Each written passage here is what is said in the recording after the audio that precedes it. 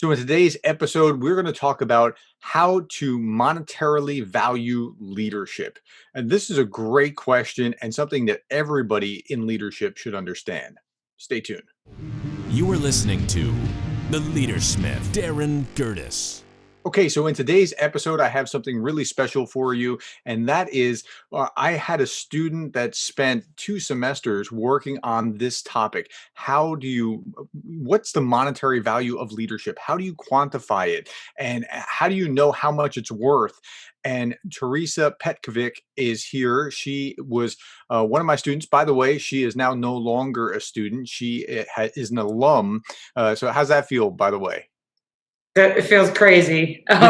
So 7 years between my bachelor's and my graduate, I just went straight through. So yeah. Yeah, so what are you doing with all this extra free time now? Exactly. I thought I'd have more than I have. So, Yeah, it's remarkable, but you think like I had spent all this time on school, and then it's like this vacuum gets created where all your time dissipates immediately. It's a really uncanny thing. So I knew what I was asking when I asked that question. Okay, so Teresa, again, she studied this topic of like how do you value um leadership. I mean, how do you put a price tag on it? And she looked at it from multiple angles. That's almost like a Freudian slip of some sort for when you first started, because when I first assigned this to you, you were like, huh, I'm gonna do tell me about that. When you first got the topic, you were a little nervous about it, unsure, maybe, like what are we doing here? yeah, when I first got the topic, I was a little like, I don't know. I don't know what to do with this. So it's not something that I had really thought about. So it really got me thinking in a different direction and a different way of looking at leadership. And in a few weeks, I was very confident that you were going to find some good stuff, and you found great stuff. I mean, after about 5 weeks, I was like, "Yeah, you're right." And this was 2 semesters worth of going through this. But after about 5 weeks, every time I got a paperback, I was excited because I was seeing more and more great things. But it took a little while to get started. Let me give you the background. You weren't aware of this. So when I assigned you this topic, but this was a few years after I wrote a case study called "The Cost of Leadership," and what it was focused just after the 2008 crash, and this happens all over. This happened all over America, I'm sure. But it was looking at a university. They didn't replace a vice president, thinking, hey, we're going to save this $200,000 or however much they pay him by not filling that place.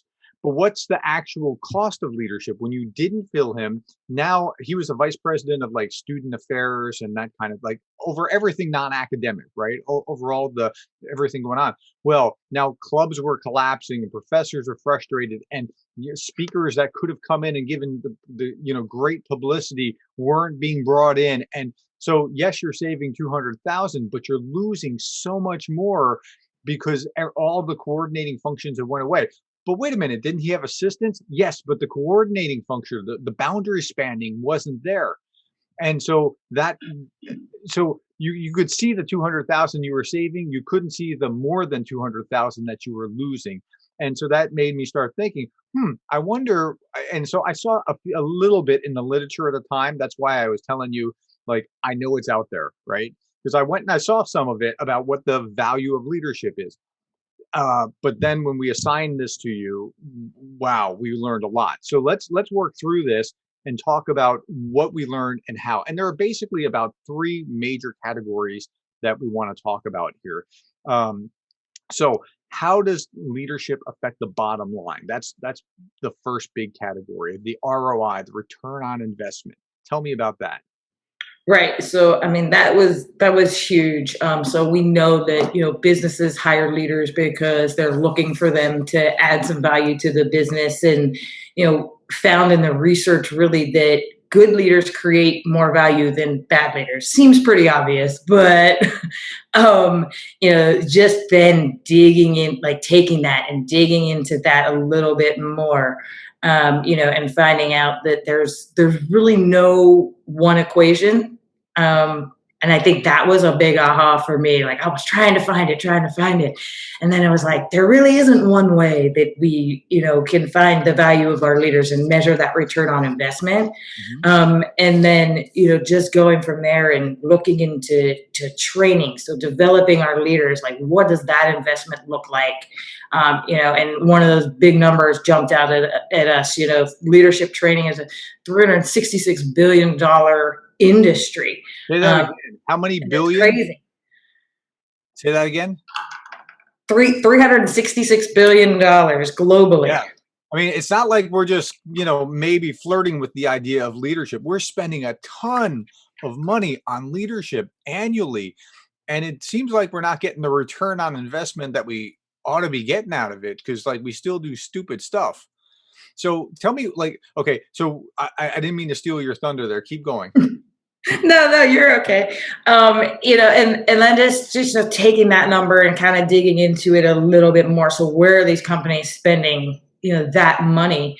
Mhm. And companies that invest more in their leadership development are more likely to be on the most admired companies at Fortune 500. Those organizations that create more leadership development programs outperform their competition 12 to 1. So that's your return on investment. Like that's the money. Okay, Um, you keep going over like important stuff fast. Outperform the competition 12 to 1 when they spend more on it. Now, I'm sure you have to calculate how much more they're spending. And again, right. this is all common sense, right? I mean, there's nothing in here that was like, well, I didn't think that was going to happen. If you spend more on leadership training, you get better leaders. Or if I spend more, I'm outperforming the competition. It makes sense, but 12 to 1's a pretty significant ratio, right? 12 to 1 is huge, yes. Yeah. Okay. What else? So, just from a return on investment, standpoint, the other big thing that jumped out is that those results range anywhere from 147% return on investment to 633% return on investment when they're investing in those development programs. Yeah, And people want it.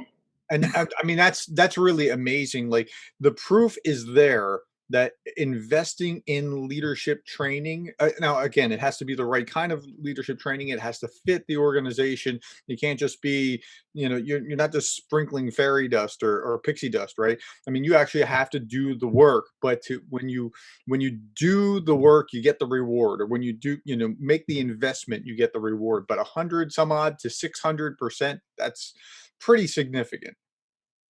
That is definitely very significant. And then thinking about that too, when we started looking at, and would creep into one of my other topics, but when we started looking at that impact on our employees, our employees want that, and you saw that in the numbers as well. So So, don't you wanna be led by good leaders? absolutely. Who doesn't? Who wants to have, like, the jerk of a boss or people that think that management is leadership? No, nobody wants that. I mean, everybody wants to be led, they wanna feel significant. Okay, before you bleed into the other topics, you talked about the key questions were things like what? What are you gonna do to sell this to upper management? Right. The key questions as far as selling the value of Of development. leadership training to upper Yeah. management. Yeah, I mean, I think that a lot of that goes back to looking at where are the gaps. What are we looking at? That's kind of that assessment piece of it. Of what do the employees want, Mhm, and being a little more proactive about it. mhm. Getting that training in there. So I've been in organizations where you get a management position, you get a leadership position, and then you go into training. It's kind of backwards. Yeah, it is, and so management, as long as they can see the return on investment, and essentially, look, are we going to reduce costs? Are we going to get the desired impact? If they can show that, then it Mhm. becomes kind of a no-brainer. But yeah, Right. the amount that it's the direct linkages of it is just phenomenal. Okay, anything else in this category of ROI? I think you kind of hit on it just a little bit. It really is looking at reducing costs, increasing impact. So that's, however an organization decides to measure that, that's what it comes down to. Yeah. Okay. So now I want to talk about the second subsection, and that's this: great leadership as opposed to not great leadership. Okay. Tell me what the difference is. How do you measure it? I mean, just go ahead and tell me your results, your findings. This was probably the one I could have talked about all day. Okay. Well, we don't Just have all day, but that's okay. Just do a yeah, thorough job talking about it, but go ahead. just the numbers here were just amazing, and you find more on poor leadership than great leadership. Um, Unfortunately. Yeah. so how is poor leadership affecting your organization, and then how do your great leaders make up for that? And the numbers do speak for themselves. So turnover is huge. So turnover from poor leadership, it's one in two employees have said that they have quit a job because of their leader. Isn't that So terrible? That just breaks my heart. Like, we bring you in because you're full of potential, but then they leave because they can't stand working for the boss. mhm, That's terrible. that's Oh, true. I mean, I think we've probably all been there. So like, yep. at some point. And, just, going from there, it's, $11 billion in staff turnover each year is what it costs US businesses when you have poor leadership. That's a big So that number is just like, wow, 11 billion. So, some of the other numbers that I found were, 50 to 70%, 50 to 75% of managers will fail. Mhm. And that Yeah, goes and that back to that was that. one of the most stunning results to me, and this was from, this was that a Gallup survey or something else? That was something else. That was It was something else. Yeah. 50 to 75% of managers fail. This I like we don't think about the staggering amounts of bad leaders that are out there that are like, there's a great line from a book. I'm trying to remember what the name of the book was, but it said, "You are the people you're are yeah, yeah, you're the people that your employees are talking about every night at dinner." Wow, that's kind of crazy. Like, I want them to be blessing me at dinner, not cursing me. And no, seriously, I don't Right. want them to be bad mouthing. Like, what are the effects that management is having on their people? And we're not even thinking about that. But that is staggering. 50 to 75% of managers will fail. Yeah. And it puts there was another research study I found that the cost of poor management approaches $7 trillion. Say that again. Seven The what? Globally, the cost of poor management approaches $7 trillion. We're not even talking billions anymore. We're talking trillions. Like the Trillion. GDP of most nations doesn't even reach this. So, wow. Okay. Yeah. So, that those three things alone are like, how do you get away from that? How do we develop the better leaders? If we make more good leaders, Mhm. can we offset what's happening with all this poor leadership? Sure. And the poor leadership costs more money, and Mhm. it affects your bottom line. Absolutely. Absolutely. So Okay. What else do we find? we found that one of the big things about that is, like I was talking about, the development is that coaches are better leaders than bosses. Right. And so the mental model had been originally taken from the military. Just like, Hmm. obey my order, do what I say, don't talk back, that kind of thing. That's not exactly the best way of winning friends and influencing people, or getting the best out of them from the head up, not from the neck down. Right? I mean, if Right. what you want is a pair of hands from the neck down, okay, I get what you're trying to do. But if you're trying to tap their potential and their understanding, not so well. But a coaching model, go ahead and talk about that.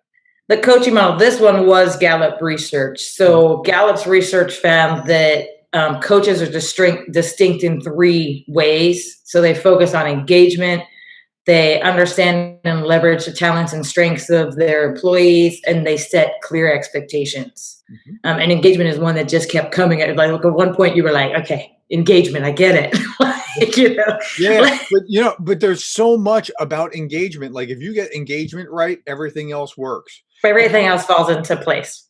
I've explained this in class, but I say like if you have my back, you get my heart. Okay? If you demonstrate that you have my back, you get my heart. Well, now the next piece of that puzzle is engagement because if I have your heart, now you're going to go through a wall for me. Sometimes we measure, well, are you in your seat? How long are you in your seat? As if that's going to create engagement. But you can be in your seat doing solitaire. That just sitting at your desk doesn't mean that you're engaged. You're engaged when I get your heart. So back, heart, which leads to engagement, which leads to performance, which leads to profitability. So that's the Absolutely. sequence. Okay, keep going. Yep. Absolutely. And then just to kind of piggyback off of that, the companies that have that strong coaching culture realize 70% higher productivity. Yeah. So it's And not just a culture where managers exist, but where it's a coaching culture where the managers perceive themselves as I'm coaching them along. Because your job as a leader is to not to do the work, it's to get work done through people and to coach them along to do it, to remove their obstacles and that kind of thing. So this makes sense. Again, it's all common sense, but you yeah, now have the proof of like the actual results, which is great. yeah. And then I think that I had it in there, but coaches are, when you look at millennials, and that's a big part of our workforce now. It is. That is one of the big things that millennials say that they want. They want the development and they want coaches. Yeah, and that's a distinct shift because millennials are they just as a group think differently than previous generations. So okay, They do. what else? Um, from that standpoint, from the poor bosses, I don't know. I have some other stuff. I'm trying to see what other numbers I had in there. Those were the big ones to me. Those are what really stood out. Okay, so yeah, I mean it's pretty amazing what the data shows you of how how this works, what you learn, and what's the next thing. So we talked about good and bad leaders. What's the impact of leadership on employees? Yeah, so it goes back again to that, getting that engagement, and in organizations that are the best at engaging their employees achieve earnings per share that is 4 times that of the competition. So So again, it's common sense, but if you can get that engagement, you can mhm. run circles around your competition as long as you can get engaged employees. Okay, there's more here. I know that because I read the paper. I marked the paper. I gave a very high grade, which was well deserved because you Thank unearthed you. great things. Keep going. And that kind of goes hand in hand with, when you have more engaged employees, you have a better employee experience. You have a better employee experience, you have a better customer experience. Right. So I've always been a firm believer of that. I didn't need to find that in my research. I've known that for years. And so, the research there shows that there was a correlation in a study that was done that was a five point improvement in employee satisfaction, Mhm. which then resulted in 1.3% improvement in customer satisfaction, Mhm. and increased revenue 0.5%, which Right. doesn't sound like a lot. Well, but think about that though. I mean, if you move engagement up, you move customer satisfaction up, which moves profitability. That's the sequence. Right. So the driver isn't just let's just try to satisfy the customer and pee on employees along the way. No, the driver is care about your people to engage them, and then everything else works in the sequence. Right. Because when they are disengaged, that lower productivity costs the U.S. economy $382 billion. And they're crazy disengaged, right? Like what Crazy. do you remember what the percentage was? It hasn't moved in a number of years. The disengagement rate. It has not moved in a while. I don't know if I have that specific number in Yeah. here. The one that I talked about specifically was that organizations with low engagement experience 18% lower productivity, 16% lower profitability, and a 65% lower share price over time. Yeah, and those are hard numbers, right? I Those mean, are hard yeah. numbers. Okay, so the actual engagement rate is somewhere in the 30% range, and E- it's hovered there for years. Like, so there's 70% that's either actively disengaged, or even there's a percentage of that that's working actively to sabotage the organization. Correct. That is crazy. I mean, wow. I just wow. Yeah, I saw some studies that are starting to come out on the change of engagement now that a lot of employees are working from home. And amazingly, it's going up. Up. Yeah, because you're getting away from those turkeys at work, those bad managers that are like, we learned in COVID, like, just how unnecessary many meetings were. I mean, it's really remarkable. Like, oh, we don't have to do this no, because people are just justifying their position by having, by pulling you into things that you don't have to do. Uh, Right. yeah. So, okay, what else about engagement, or what else about impact on employees? So I talked about a little bit about the development. Effective leadership strategies are absolutely vital in that employee engagement piece. Yeah, And it has to include development of current and future leaders. absolutely. 55% of CEOs was one of the things that I found, that they say that developing the next generation of leaders is their top challenge. That's right. And they don't know how to, many times they don't know how to do it. I talked to a pastor Right. who was talking about, like, well, if I just create this leadership pipeline within my church, and like, his level of understanding was pretty low, but he was trying. He recognized that he has to do this in order to get. So a lot of people, they don't know how to do it, but they know that they need to do it. So that number, that 55% number, rings very true. Okay, what else? Yeah, and that goes kind of into the next one, which is that in employees who have left a company, 94% in one study, and this one was from a LinkedIn article, but 94% say that they would have stayed at a company longer if they invested in their career development, Isn't that amazing? which goes back to that turnover number. Yeah, 11 billion in turnover, right? Wow. Uh-huh. Okay. What else? You, Yeah. you have a little bit more here. The little bit more is, you talked about the heart, and so it goes into that culture piece. Mhm. So the culture has to be a big piece of that engagement. So that organizational vision is also a great opportunity. Only 41% of employees agree that they know what their company stands for. Like, that's crazy to me. Yeah, Why are you doing the work that you're doing every day? 41% of people were saying, I don't know. I thought about that, and this has been turning in my head for some days now. It's a difference between a mercenary and somebody who's fighting for a cause. So I was reading a book on revolutionary leaders by Pat Williams, and Denny. It was talking about the founding fathers, their generation, and just it was talking about them and talking about leadership. Think about the difference between the German Hessian troops, right? We captured on Christmas Eve. The German Washington captures the German Hessians. Are they going to put up a fight like somebody who's defending their house? Right? I mean, yeah, they don't want to die, but I surrender.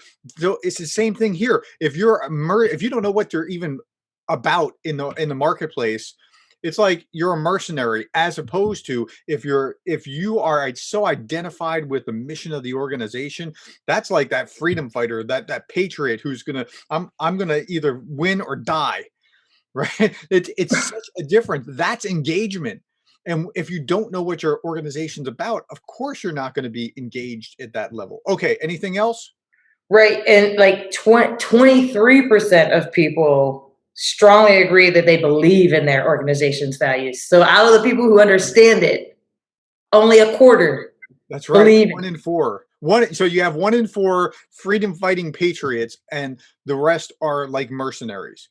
Yeah. So the story there, and this seems like a pretty easy duh, is if you're in that one in four, in that freedom fighting patriot kind of thing, you understand the organization, you identify with the culture and the mission and the vision, you're probably going to run circles around those that are just, getting their paycheck.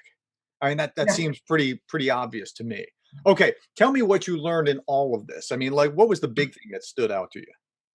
The big things that stood out to me, we've touched on most of them. So you kept seeing the recurring themes, the engagement, the organizational culture.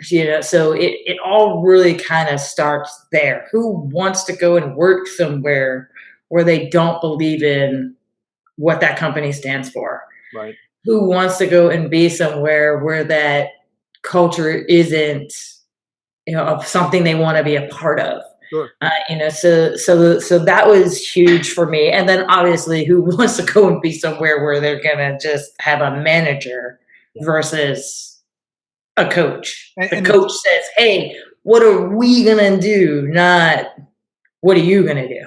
And the difference You between a know? manager who really thinks like a manager, who tries to lead you like a manager, and someone who thinks about leading you like a leader or coach or whatever, that cares about you personally, is night and day. And it's hard to even get your mind around the difference.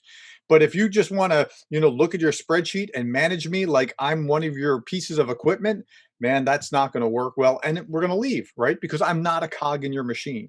Yeah, So and I work in sales, and so it's very easy for those leaders to be managing a number or be looking at how do I get my people to get this number. But I have been very lucky to work with some leaders who get my heart, and yeah. that they're invested in me, and they have taken this, let me read your research, super excited, just to hear it and see it. Even my direct manager was like, I cannot believe some of those numbers. So they've been along the journey with me, some of them over the whole 7 years, which is fantastic. Everybody doesn't get that. So you shared these findings with your boss, huh? I did, yeah. Yeah, it made you look like a rock star, didn't it? Didn't I tell you? You did. Yeah, I mean, so this is some really significant research. You did a lot of spade work here, and you should be greatly praised for that. You got a fantastic grade for it, and I wanted you to share this because it was just that valuable. So thank you. Thank I you. really appreciate you coming on. I always close my podcast with a quotation for contemplation, and here this came from a book I read a while back. Actually, this quote came. They talk about this in the book, but it comes from a Gallup article. But the quote is from Douglas Conan. If you get a chance to read his book, it's well worth it. He said, "You can't win the marketplace unless you win in the workplace." That's exactly right. You're not going to win the customer unless you win the employee. The customer is always right. Remember, your employees are customers in the labor force. And if you get that right, and you deal with that, then the other pieces, it falls like dominoes. You show them that you have their back, you get their heart, then you get, what's the key word? Their engagement. Their engagement, right? You get engagement, then they treat the customer right. The engagement turns into productivity, which turns into profitability. And that's the way that it works. Hey, Teresa, thank you so much for coming on the podcast and sharing that with my listeners. I really, really appreciate it. Thank you. Thank you for inviting me. Thank you for pushing me along and getting me through this research. And I'm really, really excited about how it turned out. Absolutely. So am I. Thank you.